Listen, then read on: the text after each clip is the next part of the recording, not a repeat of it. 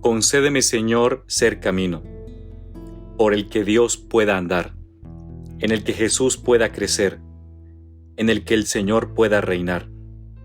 Concédeme ser camino, donde los hombres encuentren a Jesús, donde mis amigos descubran la alegría, donde todo sea paz y esperanza. Concédeme ser camino, para que Dios pueda nacer, para que Dios pueda amar, para que Dios pueda hacerse hombre. Concédeme ser camino. Bendiciones, mis hermanos y mis hermanas. Para ti que sigues todos los días estas meditaciones del Evangelio, de la Palabra. Y en este día, lunes 24 de agosto, recordamos la fiesta del apóstol San Bartolomé. El Evangelio es de San Juan, capítulo 1, versículo 45 al 51. Felipe encuentra a Natanael y le dice: aquel de quien escribieron Moisés en la ley y los profetas, lo hemos encontrado, Jesús, hijo de José de Nazaret. Natanael replicó: ¿de Nazaret puede salir algo bueno? Felipe le contestó: ven y verás. Vio Jesús que se acercaba a Natanael y dijo de él: ahí tenéis a un israelita de verdad, en quien no hay engaño. Natanael le contesta: ¿de qué me conoces? Jesús le responde: antes de que Felipe te llamara, cuando estabas debajo de la higuera, te vi. Natanael respondió: Rabí, tú eres el Hijo de Dios, tú eres el Rey de Israel. Jesús le contestó: por haberte dicho que te vi debajo de la higuera, ¿crees? Has de ver cosas mayores. Y le añadió: en verdad os digo, veréis el cielo abierto y a los ángeles de Dios subir y bajar sobre el Hijo del Hombre. Palabra del Señor. Gloria a ti, Señor Jesús. Pues el libro inspirado del Apocalipsis sorprende con sus visiones celestiales, con sus mensajes de esperanza en tiempos de persecución que nunca desaparecerán de la historia, como comprobamos también en nuestra época. En esta misma línea de los escritores apocalípticos del Antiguo Testamento, como Ezequiel, como Daniel, como Isaías, como otros, pues los mensajes vienen acompañados de sonidos de trompetas fuertes y nítidos para que todos los escuchen. Imágenes extraordinarias de animales, aves, dragones que encogen el ánimo o lo elevan por encima de la vulgaridad, con voces, revelaciones acerca del presente, del futuro, para que los fieles sigan confiando en Dios, luces y colores que ningún pintor puede representar con su arte. O sea que es verdad que se conservan tapices espléndidos de artistas que aceptaron este desafío para ilustrar esas visiones y facilitar la reflexión sobre el destino final de toda la historia de los hombres. Con su arte, siguen enriqueciendo nuestra imaginación para sugerir nuevos modos de trabajar con esperanza. Algunos de ellos se exponen actualmente en la granja de San Ildefonso y en la Basílica Benedictina de Cuelgamuros, lugares cercanos a Madrid. Y hoy el ángel muestra al vidente la novia, la esposa, el cordero. Y por eso escuchamos en el Apocalipsis, en la primera lectura, que dice: me transportó a monte altísimo y me enseñó la ciudad santa, la Jerusalén, que bajaba del cielo enviado por Dios, trayendo la gloria de Dios. El lector cristiano identifica pronto a esta esposa con la iglesia, cuyo templo ya no es el de Salomón, reconstruido varias veces, sino el templo vivo que es Jesucristo, desposado con una única mujer y madre fecunda. Destruí este templo y lo reconstruiré en 3 días, como así hizo, uniendo para siempre su muerte y su resurrección gloriosa.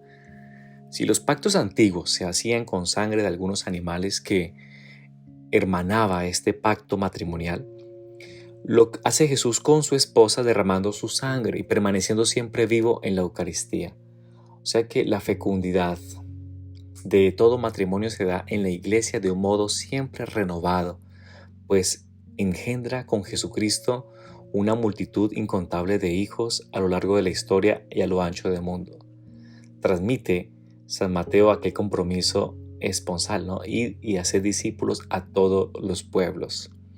O sea que la visión continúa describiendo que esa esposa tenía una gran muralla grande y alta, 12 puertas custodiadas por 12 ángeles con 12 nombres grabados.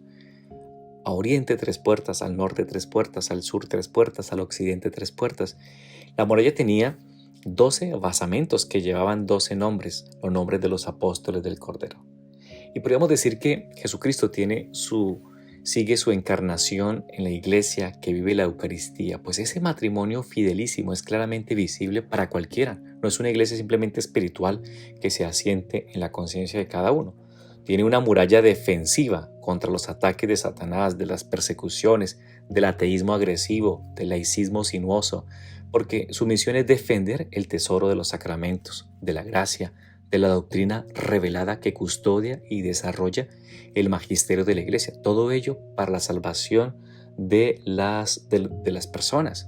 Y esa fortaleza sobrehumana se asienta sobre los 12 pilares que son los apóstoles, hombres con nombres concretos, elegidos por Jesucristo, con el encargo de transmitir su vocación y su misión a los sucesores en la iglesia hasta el final de los tiempos.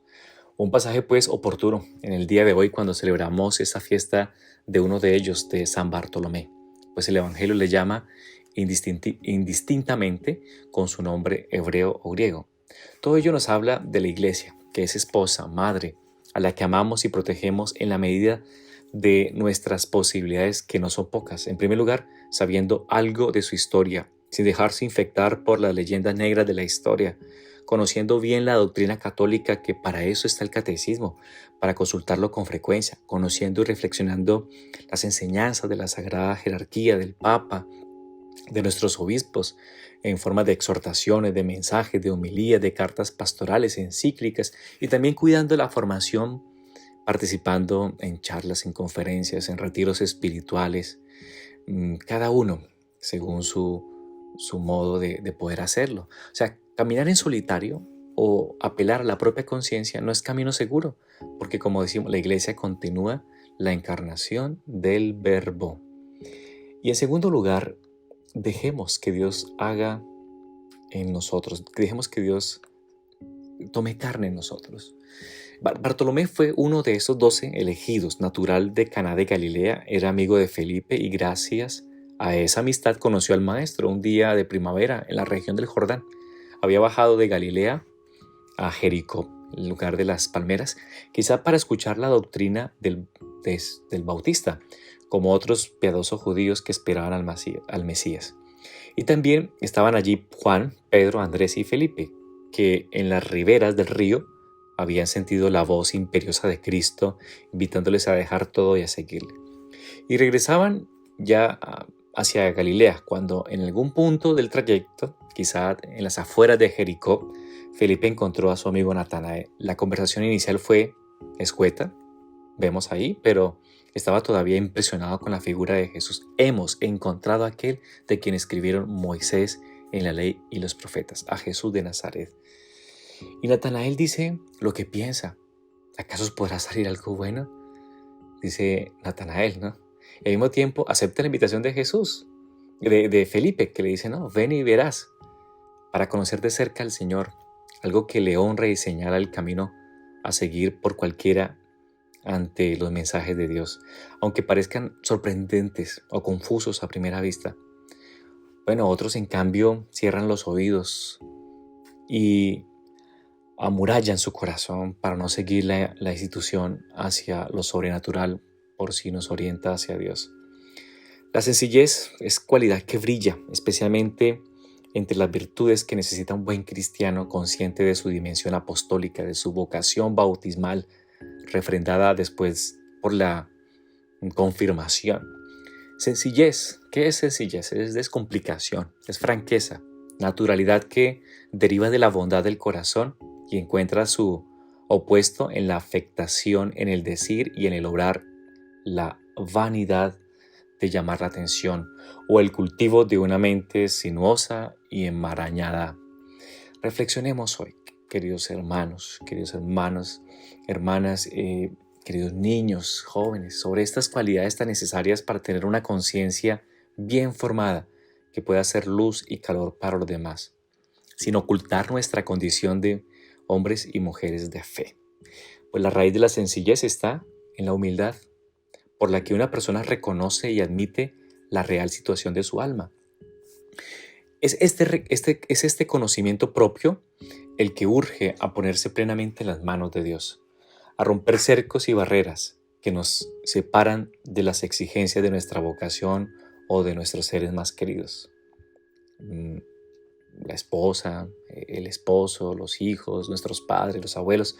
Por eso miramos hoy cómo van nuestras relaciones con nuestros parientes, pues tantas veces los desacuerdos, los egoísmos, las murmuraciones han herido el corazón y cuesta perdonar.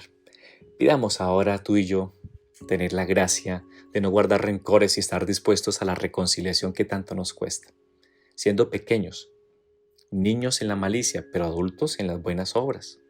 La Virgen, esposa y madre, cuidará de nosotros. Nos protegerá en sus brazos maternales cuando el Señor nos llame a su presencia, como hemos visto en estos meses pasados en tantas personas y ahora también tantas víctimas, aún todavía, de esta pandemia. Ella intercede amorosamente por nosotros.